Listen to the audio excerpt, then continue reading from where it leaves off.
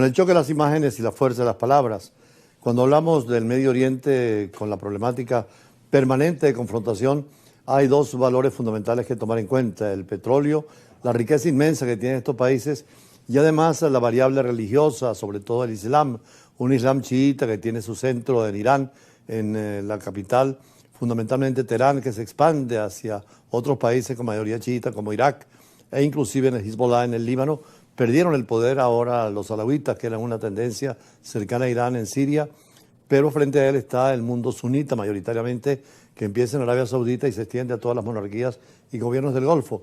Esa visión complica muchas veces el análisis de la región del Medio Oriente, pero también allí están Turquía, que es un factor muy importante, por supuesto de primera importancia hoy, después de la derrota de los sirios y el cambio de gobierno donde Irán fue fundamental, pero que Irán fue derrotado junto a los rusos y ahora ganan fundamentalmente grupos radicales, pero que buscan democratizarse, y el presidente Trump les dio el reconocimiento.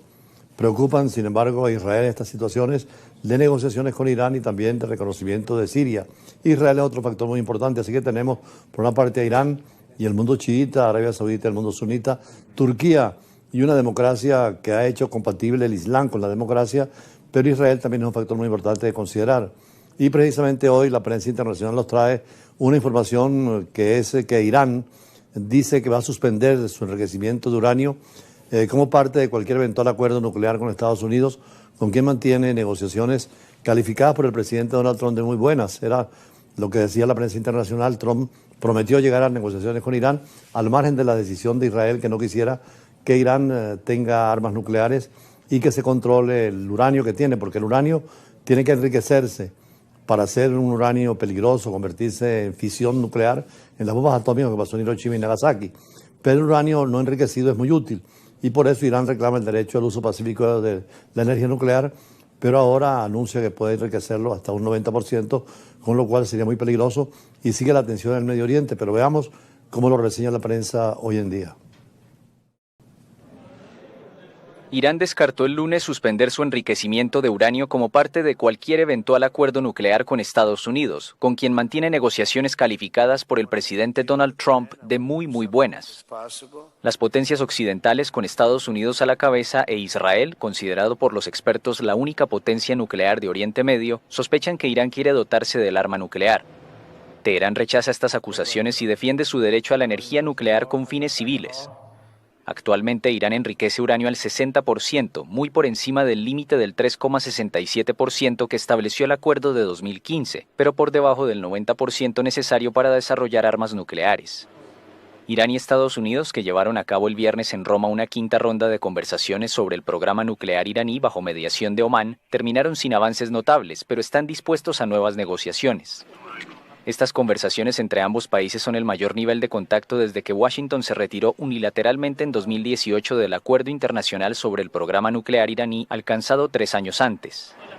El portavoz de la diplomacia iraní, Esmail Baghaei, anunció el lunes que un funcionario del Organismo Internacional de Energía Atómica, la Autoridad Nuclear de la ONU, visitará Irán en los próximos días.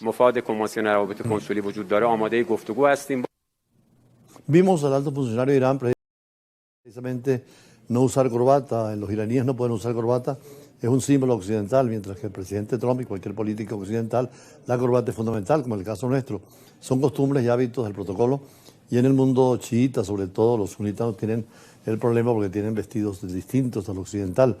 Pero Irán tiene una actitud muy fuerte frente a Estados Unidos. Antes estaba el Shah de Irán y era una relación extraordinaria. Estados Unidos incluso empezó los desarrollos nucleares con el Shah de Irán, pero hoy tienen problemas y conflictos Irán, no solamente con Occidente, sino también con el mundo árabe, y hemos visto los problemas internos, como vimos en el caso de Siria. Sin embargo, tarde o temprano habrá que llegar a un acuerdo.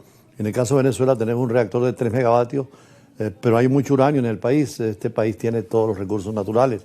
Sin embargo, Brasil y Argentina tienen reactores nucleares de 1000 megavatios, es decir, lo aprovechan para energía eléctrica, que cuando Pérez Jiménez trajeron ese pequeño reactor y nunca se hizo nada más. En cambio, Argentina y Brasil, México y otros países le han dado mucha importancia a la energía nuclear. Y en cuanto a otras noticias internacionales, seguimos también en la dinámica de la diplomacia mundial, cuando vimos hoy en la mañana al rey británico Carlos III disfrutando de un paseo por un parque de Ottawa, en Canadá, en el primer día de una visita muy simbólica de ese país, que vive desde hace varios meses al ritmo de las amenazas permanentes de anexión del presidente estadounidense Donald Trump, que ha querido escandalizar a sus vecinos. El primer viaje lo hizo al Medio Oriente y no a Canadá y a México, como hacen los presidentes de Estados Unidos, y además amenazó con anexar no solamente a Canadá, sino también a Groenlandia, e incluso cambiar el Golfo de México por el Golfo de América, porque quiere alterar el orden mundial y está rompiendo con todas las normas del derecho internacional. Veamos la información desde Canadá. El rey británico Carlos III visita Canadá en medio de tensiones por las amenazas de anexión del presidente estadounidense Donald Trump. El monarca y jefe de Estado de Canadá, miembro de la Commonwealth, fue recibido en el aeropuerto por el nuevo primer ministro Mark Carney, quien horas antes calificó la visita de honor histórico, a la altura de los desafíos que enfrenta el país norteamericano. En Canadá, la relación con la monarquía se ha debilitado cada vez más en los últimos años, pero parece recuperarse como símbolo canadiense que distingue al país de su poderoso vecino, según encuestas recientes. Carlos III no habló en público en la primera jornada de su visita de 2 días. El soberano de 76 años y que padece un cáncer desde hace más de un año, acudió invitado por Carney para pronunciar el martes el llamado discurso del trono, con motivo de la reapertura del Parlamento canadiense. Se espera que detalle las prioridades del nuevo gobierno de centro-izquierda de Carney, en momentos en que Trump sigue repitiendo su deseo de anexionar Canadá y le ha impuesto un fuerte aumento de los aranceles aduaneros.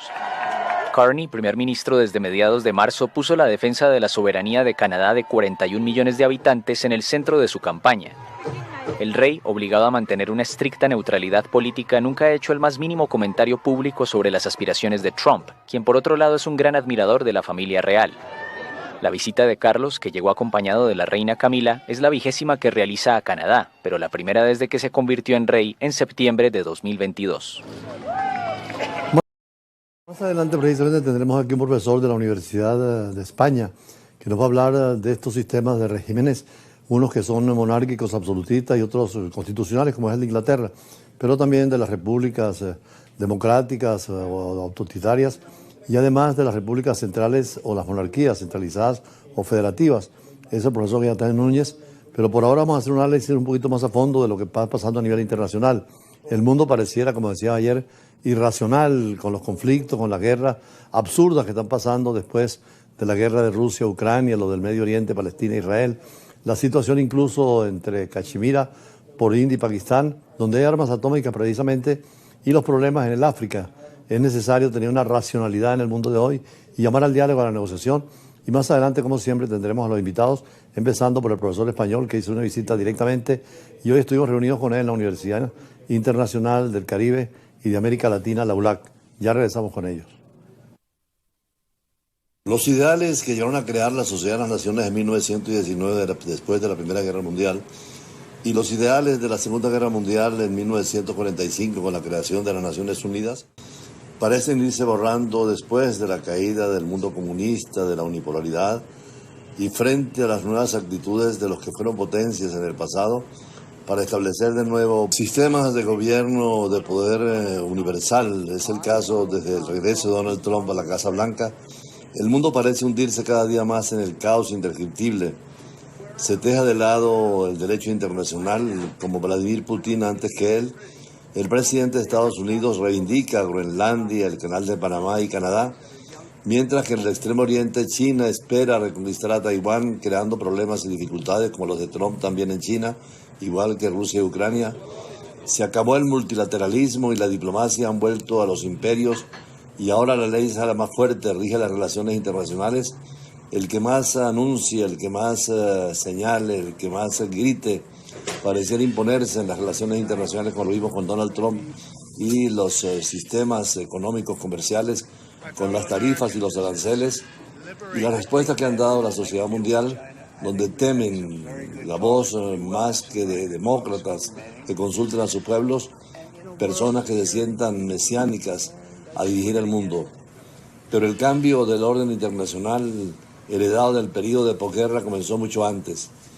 Ya con las guerras en Ucrania y Gaza han minado definitivamente la hegemonía de los países occidentales frente a un sur global que ha decidido hacerse huir. Junto a los tres gigantes de Estados Unidos, Rusia y China, están surgiendo potencias intermedias como la India y Turquía y Sudáfrica, Emiratos, Arabia Saudita, incluso en América Latina, Brasil, Argentina, México, que hacen que el mundo sea aún más complejo e impredecible hay ciberataques, guerras híbridas, surgen nuevos conflictos lejos de los campos de batalla. Afortunadamente en América Latina hay cierta tranquilidad, aunque falta desarrollo económico y social, y hay tendencias autoritarias. Sin embargo, hay elecciones y consultas populares sin golpe de Estado, como en otras partes del mundo, porque desde Taiwán, en el Extremo Oriente, hasta el África, en Burkina Faso, pasando por el Cáucaso y los Balcanes, los focos de tensión se multiplican.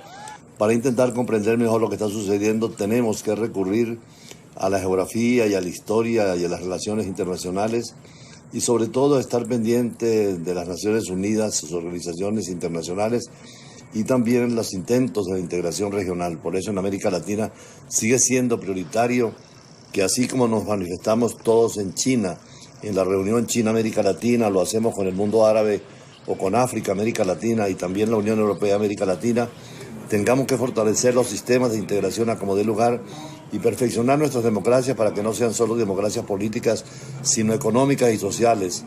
Y el paradigma de la Unión Europea sigue siendo fundamental, con sus estados sociales y de derecho, donde la justicia y la libertad pueden competir, y además compartir criterios de gobiernos con elecciones permanentes, con vigilancia electoral y con aceptación popular. Por eso Europa no ha tenido más guerras entre ellos, y las sociedades europeas siguen siendo modelo de convivencia. Inclusive el turismo y también las migraciones buscan en Europa las fórmulas de entender en un mundo mejor. De allí la importancia de la Unión Europea y el nuevo rumbo que tome ahora frente a Donald Trump, que los obliga a pensar ya no solamente en la economía y en la política con el euro, sino también en una defensa común europea frente a las amenazas del mundo que viene,